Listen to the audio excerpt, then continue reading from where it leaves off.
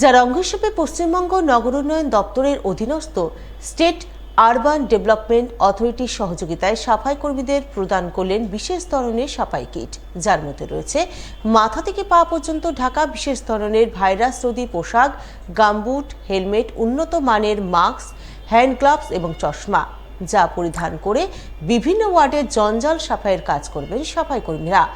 এই উদ্দেশ্যে দিন পুরাতন মালদা পৌরসভার পক্ষ থেকে 20টি ওয়ার্ড এলাকায় কর্মরত সমস্ত সাফাই কর্মীদের হাতে এই বিশেষ ধরনের সাফাই কিট প্রদান করেন।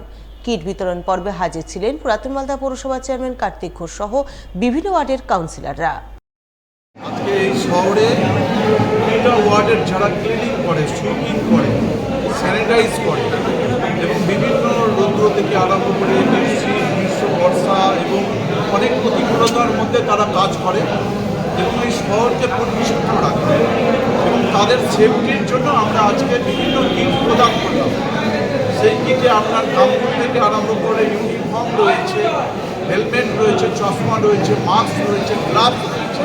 ক্লিন করতে সুবিধা হবে। এটা পূজার মধ্যে একটা গোটা শহরের মধ্যে আমাদের একটা খুশির হাওয়া যে সুষ্ঠুভাবে তারা মানুষকে পরিষেবাটা দিতে